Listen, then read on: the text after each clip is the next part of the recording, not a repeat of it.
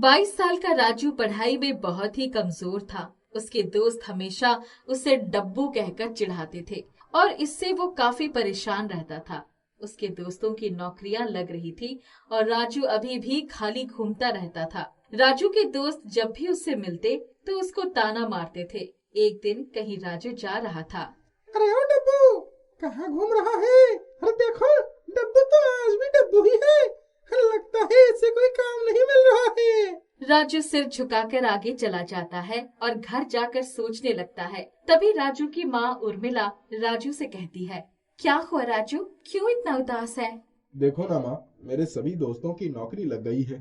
मुझे पढ़ाई में बिल्कुल इंटरेस्ट नहीं था, इसीलिए मेरी नौकरी नहीं लग पा रही है। तो इसमें उदास होने वाली क्या बात है? मेरे सभी दोस्त मुझे चिढ़ाते हैं और मेरा मजाक उड़ाते हैं। बेटा, भगवान ने सभी को कोई ना कोई कला जरूर दी है, इसलिए जरूरी नहीं है कि तुम पढ़ाई में कमजोर हो तो तुम्हें दूसरा कुछ करना ही नहीं आता। तो मैं क्या करूँगा माँ? मुझे कुछ समझ में नहीं आ रहा है। बेटा, तुम उन चीजों पर ध्यान दो जिसमें तुम्हें इंटरेस्ट है। माँ, मुझे तो खाना बनाना बहुत पसंद है, लेकिन इसका मुझे क्या फायदा मिलेगा? मिलेगा बेटा, इसी से तुम्हें फायदा मिलेगा। लेकिन कैसे माँ? मैं तुम्हें एक मजेदार रेसिपी सिखाती हूँ। तुम उसका एक ठेला लगाओ और पूरी ईमानदारी से वही काम करो। मैं तुम्हें पूरा सपोर्ट करूँगी। इसके बाद उर्मिला राजू को मैगी वाले पकोड़े बनाना सिखाती है। माँ, ये रेसिपी तो मैं पहली बार देख रहा हूँ। हाँ बेटा, ये रेसिपी मुझे मेरी माँ ने सिखाई थी। ये तो बहुत स्वादिष्ट लग रही है। इसलिए कह रही हूँ कि तू इसका ठेला लगा। सारे लोग तेरे पास लाइन लगाकर खड़े रहेंगे। माँ की बात सुनकर राजू मैगी के पकोड़े वाला ठेला लगा लेता है। शुरुआत में लोगों को पता नहीं चलता, लेकिन धीरे धीरे जैसे जैसे लोगों को मैगी के पकोड़े का स्वाद पसंद आता है, वैसे वैसे राजू की दुकान पर भीड़ बढ़ने लगती है। अरे भाई, एक प्लेट पकोड़े देना तो। हाँ भाई साहब, रुकिए 2 मिनट। अरे राजू, तू तू पकोड़े बेच रहा है? अरे ये तो कमाल ही हो गया भाई, अपना ये डब्बू पकोड़े बेच रहा है। वैसे ये था भी इसी लायक। इसे कौन सी सरकारी नौकरी मिलने वाली थी है? हाँ भाई, सरकारी नौकरी तो हम जैसे होशियार लोगों की नसीब में होती है, इसके जैसे डब्बू के नसीब में नहीं। इसी तरह से रोज करण और सौरभ राजू का मजाक उड़ाते थे, लेकिन राजू उनकी बातों पर ध्यान न देते हुए खुद का बिजनेस संभालता था। और भाई साहब, ये मैगी वाले पकोड़े क्या चीज है? सर, आप खाकर देखिए, उंगलियां चाटते ही रह जाएंगे। हाँ भाई, लगा दो एक प्लेट। ये लीजिए सर। अरे वाह, क्या बात है, वाकई में बहुत स्वादिष्ट है। इसी तरह से कई सारे ग्राहक राजू के पकोड़े की तारीफ करने लगे और धीरे धीरे राजू की तरक्की होती चली गई। आगे चलकर उसने एक बड़ी सी जगह खरीदकर उसके ऊपर एक बहुत बड़ा सा रेस्टोरेंट बना लिया। उस रेस्टोरेंट को राजू ने अपनी माँ उर्मिला का नाम दिया। इसके बाद राजू का रेस्टोरेंट काफी फेमस हो गया। एक दिन राजू की माँ उर्मिला उससे कहती है, देख रहा है राजू, आज तू कहाँ से कहाँ पहुँच गया। माँ, ये सब तुम्हारी बदौलत ही हुई है। अगर तुम मुझे ये काम करने के लिए प्रेरित नहीं करती तो मैं शायद इतना बड़ा आदमी नहीं बन पाता। इंसान को दूसरों की बात से प्रभावित नहीं होना चाहिए। जिस काम में खुद की रुचि हो उसी काम को चुनना चाहिए। हाँ माँ, आज हमारे पास बंगला है, गाड़ी है, सब कुछ है। अभी जरा सोच, जो दोस्त तुझ पर हंसते थे, क्या उनके पास ये सब है? नहीं माँ, वो आज भी नौकरी ही कर रहे हैं। जरा सोच, अगर तू तेरे दोस्तों की बातों का बुरा मानकर वैसा ही उदास बैठा रहता तो आज तुझे इतनी बड़ी सफलता मिल पाती क्या? हाँ माँ, तुम सही कह रही हो। इसी बीच एक दिन राजू के रेस्टोरेंट में करण खाना खाने के लिए आता है। करण अपने परिवार के साथ डाइनिंग टेबल पर बैठकर बातचीत कर रहा होता है। देखो माँ, पापा, ये यहाँ का सबसे बड़ा रेस्टोरेंट है, अभी अभी खुला है। हाँ बेटा, ये रेस्टोरेंट तो बहुत ही बड़ा है, बहुत ही शानदार दिखाई दे रहा है। इसी बीच करण की नजर राजू पर पड़ती है। अरे राजू, तू यहाँ क्या कर रहा है? यहाँ पर वेटर का काम कर रहा है क्या है? अरे नहीं, नहीं, क्या नहीं, शर्मा क्यों रहा है? वैसे भी तू इसी लायक है। चल जा यहाँ से, तेरा काम कर। राजू चुपचाप वहाँ से चला जाता है और जाकर काउंटर पर बैठ जाता है। करण अपने परिवार के साथ खाना खाकर उठता है और बिल चुकाने काउंटर पर जाता है और फिर उसकी नजर राजू पर पड़ती है। अबे राजू के बच्चे, ये बांस की शीट है, तू यहाँ पर कैसे बैठ गया है? अबे करण के बच्चे, मैं यहाँ इसीलिए बैठा हूँ क्योंकि इस रेस्टोरेंट का मालिक मैं हूँ। ये सुनते ही करण के होश उड़ जाते हैं। क्या बात कर रहा है तू राजू? ये रेस्टोरेंट तेरा है? हाँ बेटा जी, ये रेस्टोरेंट मेरा ही है। अबे तूने इतनी तरक्की कैसे कर ली? ये सब मेरी माँ की आशीर्वाद है। वो कहती है कभी भी किसी की ताकत को नजरअंदाज नहीं करना चाहिए। राजू, यार तू तो बहुत ही होशियार निकला यार। शहर के सबसे बड़े रेस्टोरेंट का मालिक बन गया। मुझे माफ कर दे यार, हम तेरा बहुत मजाक उड़ाते थे। अरे कोई बात नहीं, अक्सर ऐसी गलतियां हमसे ही होती है, लेकिन आगे से हमेशा ये बात ध्यान रखना कि कभी किसी का मजाक नहीं बनाना। इसके बाद करण वहाँ से चला जाता है और एक दिन राजू अपनी महंगी लग्जरी कार में बैठकर कहीं से जा रहा होता है। सिग्नल पर गाड़ी रुकती है और गाड़ी के ठीक बगल में सौरभ अपने टू व्हीलर पर बैठा होता है। उसकी नजर राजू की कार पर पड़ती है। वाह, क्या कार है यार, कसम से ये कार तो एकदम स्वर्ग है, स्वर्ग। काश मेरे पास भी ऐसी कार होती। तभी राजू कार का शीशा नीचे करता है और सौरभ की नजर उस पर पड़ती है। राजू, तू इस कार में क्या कर रहा है? भाई ये कार तो, हाँ हाँ बस बस समझ गया, तू ड्राइवर की नौकरी कर रहा है, हाँ? अरे तू तो है ही इसी लायक। अबे सुन तो ले। ठीक है सुना, मैं इस कार का मालिक हूँ। अबे कितनी लंबी चौड़ी फेंक रहा है तू, और इस कार का मालिक है? जा, जाकर तेरे दोस्त करण से पूछ, मेरी बात पर तो तुझे यकीन ही नहीं होगा। सौरभ सीधे करण से मिलने जाता है और करण उसे सारी सच्चाई बता देता है। इसके बाद सौरभ भी राजू से माफी मांगने चला आता है। राजू, मुझे माफ कर दे मेरे भाई। मैंने तेरी काफी बार बेइज्जती की है, लेकिन तूने साबित कर दिखाया कि तू ही असली खिलाड़ी है। अरे भाई, माफी मांगने की जरूरत नहीं है, गलतियां तो इंसान से ही होती है। बस आगे से ध्यान रखना कि किसी का ऐसा मजाक ना उड़ाना।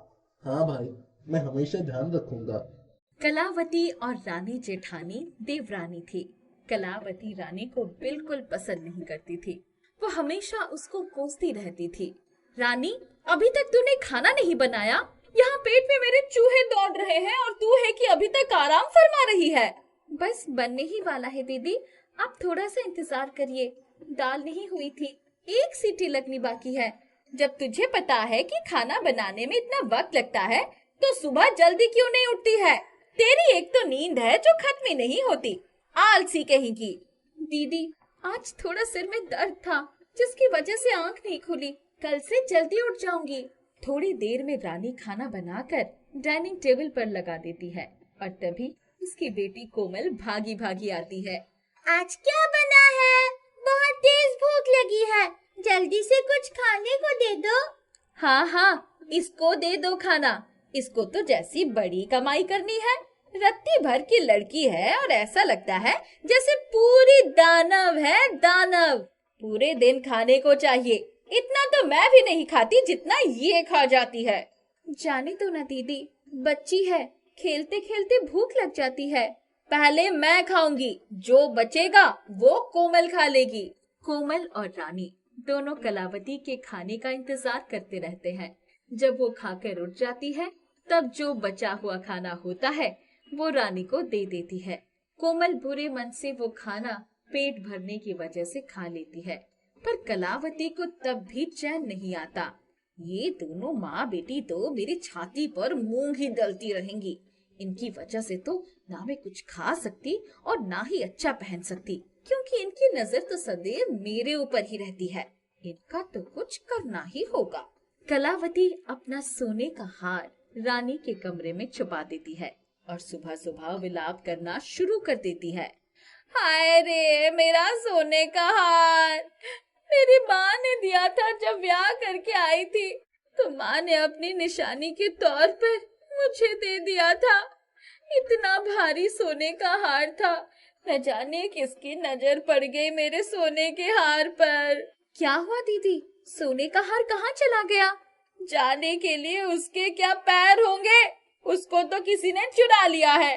मैं कुछ समझी नहीं दीदी। मैंने पूरे घर को देख लिया है रानी, पर मेरा सोने का हार नहीं मिल रहा। अब तो सिर्फ तेरा कमरा रह गया है। क्या पता तूने ही मेरा हार चुरा लिया हो। नहीं नहीं दीदी, मैं ऐसा कभी नहीं करूंगी। अगर तू ऐसा नहीं करेगी तो मुझे अपने कमरे की तलाशी लेने दे। ठीक है दीदी, आप मेरे कमरे की तलाशी ले सकती हो, पर मैंने आपका हार नहीं लिया। कलावती रानी के कमरे की तलाशी लेने की एक्टिंग करती है और जहाँ पर उसने हार छुपाया था वहाँ से निकाल लेती है और उसको बहुत खरी खोटी सुनाती है। अच्छा, तो अब तेरी नजर मेरे गहनों पर भी है। मुझे तुझसे ये उम्मीद नहीं थी। अब तेरा यहाँ पर रहना सही नहीं रहेगा। निकल जाओ माँ बेटी मेरे घर से। रानी कलावती के आगे बहुत गिड़गिड़ाती है, उससे विनती करती है, पर कलावती उसकी एक नहीं सुनती और उसको अपने घर से निकाल देती है। अब कलावती बहुत खुश होती है। चलो, इन दोनों से पीछा तो छूटा। अब मैं पूरे घर में सच में रानी बनकर रहूंगी। वहीं दूसरी ओर रानी और कोमल परेशान होकर इधर उधर घूम रही थी। उनके हाथ में बस एक थैला था जो कोमल ने ले रखा था। कोमल, मेरी बच्ची, तू यहीं पर रुक, मैं कहीं पर रहने का इंतजाम देख कर आती हूँ। तू कहीं पर मत जाना। जेठानी जी ने तो मुझे घर से बाहर निकाल ही दिया है। अब कहीं और ठिकाना ढूंढना पड़ेगा। तू चलते चलते थक जाएगी, इसलिए यहीं सड़क के किनारे बैठ जा। कोमल वही सड़क के किनारे बैठी हुई अपनी माँ का इंतजार कर रही थी। तभी उसे एक अंधी औरत दिखी जो सड़क पार करना चाहती थी, पर सबसे कह रही थी कि मुझे सड़क पार करा दो, पर कोई उसकी बात सुन ही नहीं रहा था।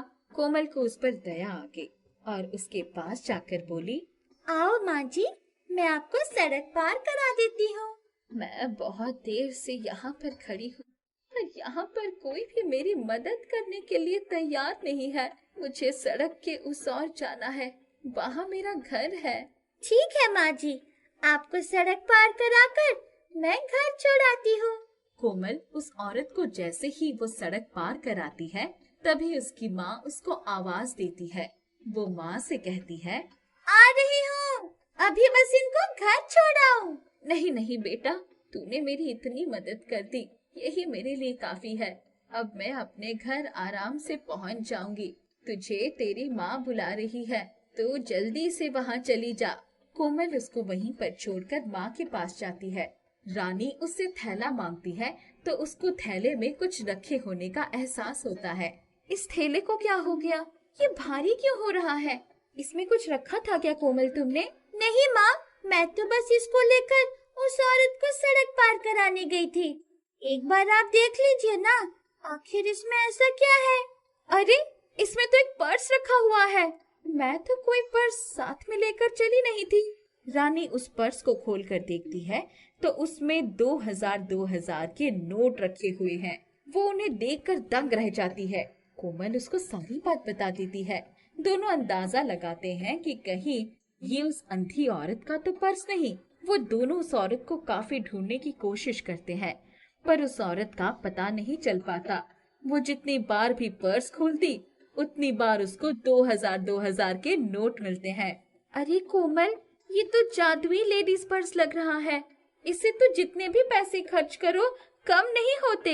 शायद ये जादुई लेडीज पर्स वो अंधी औरत गलती से मेरे थैले में डाल गई होगी। पर बेटा, हमने उसको हर जगह ढूंढने की कोशिश की, पर वो हमें नहीं मिल रही, ना ही उसका किसी को पता है। मुझे लगता है ये जादुई लेडीज पर्स तुम्हारी नेकी का बदला है। तुमने उसकी मदद की, उसने बदले में तुम्हें ये जादुई लेडीज पर्स दे दिया। फिर तो माँ हमारे पास बहुत सारे पैसे हो जाएंगे। हाँ बेटा, पर हमें इन पैसों का लालच नहीं करना चाहिए। हमें बस अपनी जरूरत के लिए ही इन पैसों को निकालना चाहिए। बाकी पैसों को हमें जरूरतमंदों की मदद के लिए उपयोग में लाना चाहिए, क्योंकि अब हमारे पास कभी खत्म न होने वाले पैसे हैं। रानी उस जादुई लेडीज पर्स के पैसों से सबकी मदद करती है। प्रमोद नाम का एक गरीब भिखारी था। उसका इस दुनिया में कोई नहीं था। वो अक्सर बस स्टैंड के पास बैठकर ही भीख मांगा करता था। दे दो भाई जी, भगवान के नाम पर कुछ पैसे दे दो, भगवान भला करेगा। प्रमोद की आंखों की रोशनी चली गई थी जिस वजह से उसे कुछ भी दिखाई नहीं देता था। हर रोज भीख मांगकर प्रमोद को जितने पैसे मिलते थे, वो पैसे प्रमोद चंदू नाम के चाय वाले की दुकान पर आकर उसे दिया करता था। चंदू भाई कहाँ हो? लो देख लो, आज कितने पैसे मिले हैं, गिन लो। चंदू ही प्रमोद को सभी जरूरत का सामान लाकर दिया करता था और प्रमोद के खाने पीने का भी वही ख्याल रखता था। अच्छा ठीक है, अभी देखता हूँ। प्रमोद जितना भी पैसा भीख मांगकर लाता था, वो सब चंदू खुद रख लिया करता था और इस्तेमाल करता था। बदले में प्रमोद को छोटी मोटी चीजें खरीद कर दे दिया करता था। प्रमोद कुछ भी नहीं देख पाता था, इसलिए उसे ये नहीं पता चल पाता था कि चंदू उसके साथ धोखा कर रहा है। क्या हुआ भाई, कितने रुपए आज मिले हैं? चंदू सोचता है। इसमें तो 100 रुपए है। एक काम करता हूँ, 70 रुपए मैं रख लेता हूँ और इसे कह देता हूँ 30 ही मिले हैं आज। क्या हुआ चंदू भाई, कुछ कह नहीं रहे? आज कुछ भी नहीं मिल पाया क्या? अरे नहीं नहीं, 30 रुपए मिले हैं आज। इतने में आज का खाना तुम्हारा हो जाएगा। रुको, अभी तुम्हारे लिए खाना लेकर आता हूँ। चंदू उस 30 रुपए में से भी 10 रुपए रख लेता है और 20 रुपए में प्रमोद के लिए थोड़ा सा खाना लेकर आता है और प्रमोद को दे देता है। लो खाना ले आया हूँ, खा लो इसे। प्रमोद अपने हाथों से खाना छूकर देखता है। आज ऐसा लग रहा है दुकानदार ने थोड़ा कम ही खाना दिया है। अरे नहीं नहीं, ऐसा कुछ भी नहीं है, महंगाई बढ़ गई है। 30 रुपए में इतना ही दे रहे हैं। अच्छा चलो कोई बात नहीं, इसे ही खा लेता हूँ। एक दिन प्रमोद बस के अंदर जाकर सभी से भीख मांग रहा था। दे दो, भगवान के नाम पर कोई दे दो। प्रमोद भीख मांगने वाला डब्बा आगे कर देता है और सभी से भीख मांगने लगता है। तभी वहाँ बैठे एक बाबा प्रमोद को देखते हैं और प्रमोद के डब्बे में अपने झोले से निकालकर एक लोटा रख देते हैं। अरे आज तो डब्बा बहुत भारी लग रहा है, ऐसा लगता है जैसे किसी ने बहुत पैसे दे दिए हैं। प्रमोद डब्बा लेकर चाय वाले के पास आता है। चंदू देखो तो जरा, आज डब्बा बहुत भारी लग रहा है, ऐसा लगता है जैसे किसी ने बहुत पैसे रख दिए हैं। चंदू डब्बे में देखता है तो उसे डब्बे में एक लोटा दिखता है और कुछ भी नहीं। अरे क्या मजाक कर रहे हो, आज तो तुम 1 रुपया भी नहीं लेकर आए हो। चलो जाओ यहाँ से। मगर मुझे तो बहुत भूख लगी है, आज पैसे लेकर तो आए नहीं हो और खाना मांग रहे हो। मैं तुम्हें खाना कहाँ से खिलाऊंगा, मेरे पास पैसे नहीं है। चुपचाप चलो, जाओ यहाँ से। कल पैसे लेकर आओगे तब जाकर खाना दूंगा। ये सुन प्रमोद दुखी हो जाता है और अपने घर आ जाता है। घर आकर प्रमोद वो लोटा डब्बे से हटा देता है और डब्बे को एक और रख देता है। प्रमोद उस रात खाली पेट ही सो जाता है। तभी उस डब्बे से आवाज आती है। मैं जादुई डब्बा हूँ, तुम्हारी जो भी जरूरत है वो सब पूरा करूँगा। आज से तुम्हें भीख मांगने की कोई जरूरत नहीं है। बाबा के द्वारा दिए गए लोटे ने उस डब्बे को जादुई डब्बा बना दिया था। जादुई डब्बे की बात सुन प्रमोद हैरान रह जाता है। क्या जादुई डब्बा? नहीं नहीं, कृपया आप ऐसा ना करें। मैं अभी जैसा हूँ आगे भी वैसा ही रहना चाहूँगा, मुझे कुछ भी नहीं चाहिए। जादुई डब्बा प्रमोद की बात मान जाता है। अच्छा ठीक है, जैसी तुम्हारी इच्छा। अगले दिन प्रमोद जादुई डब्बा लाकर भीख मांगने जाता है। उस डब्बे में अगर कोई 5 रुपए डाल रहा था तो वो 50 रुपए में बदल जा रहा था। ऐसे ही उस डब्बे में जितना पैसा जा रहा था सभी 2 गुना 3 गुना पैसों में बदल जा रहा था। प्रमोद शाम के वक्त डब्बा लेकर चंदू के पास आता है। चंदू डब्बे में इतने पैसे देखकर हैरान रह जाता है। अरे अब तो ये 50-100 रुपए लेकर आता था, आज ये 5000 लेकर आ रहा है, ये कैसे हो गया? चंदू इतने पैसे देखकर लालच में आ जाता है और हर रोज प्रमोद के डब्बे से सारे पैसे लेकर अपने पास रखने लगता है और प्रमोद को कुछ भी नहीं बताता है। बस इसी तरह हर रोज मुझे पैसे लाकर दे, मेरी तो किस्मत ही खुल जाएगी। प्रमोद से हर रोज पैसे ले लेकर चंदू एक बड़ा ढाबा और एक नया घर भी बना लेता है। वाह मजा आ गया। इस प्रमोद की वजह से तो मैंने अपना सब कुछ बना लिया। मुझे क्या करना है? ये कहाँ से पैसे लेकर आता है, बस इसी तरह पैसे लाकर देता रहे। मेरे भविष्य के लिए यही अच्छा रहेगा। एक दिन भीख मांगते मांगते अचानक प्रमोद की आंखों में दर्द शुरू हो जाता है और आंखों से खून भी निकलने लगता है। प्रमोद चंदू के पास आता है और पैसे मांगता है। भाई चंदू, जरा पैसे दे दे, जिससे कि मैं अपनी आंखों का इलाज करवा सकूं। पैसे? कैसे पैसे? आज तक मैंने तुम्हें कितने पैसे दिए हैं, उनमें से ही कुछ पैसे दे दो, मैं इलाज करवा लूंगा। तुमने मुझे कब पैसे दिए हैं? हर रोज 150 लेकर आते थे और उतना का तो तुम भोजन ही कर लेते थे। मेरे पास नहीं है पैसे, जाओ यहाँ से। नहीं, मैंने तुम्हें 50-100 रुपए नहीं बल्कि 8,50,120 रुपए दिए हैं। ये सुन चंदू हैरान रह जाता है। क्या? ये तुम्हें कैसे पता चला? तुम तो देख भी नहीं सकते। ये डब्बा जादुई डब्बा है, जिससे मैं हर रोज भीख मांगने जाता था। जितना भी पैसा शाम तक इस डब्बे में जमा होता था, जादुई डब्बा मुझे बताया करता था।